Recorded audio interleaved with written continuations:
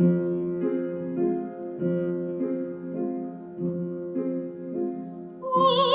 прошло время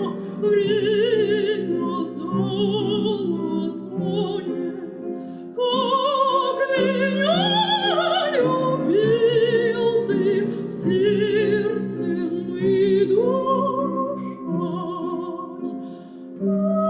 Потерял бывало мысли не другой, не других желаний, только быть со мной, нет иной отрады,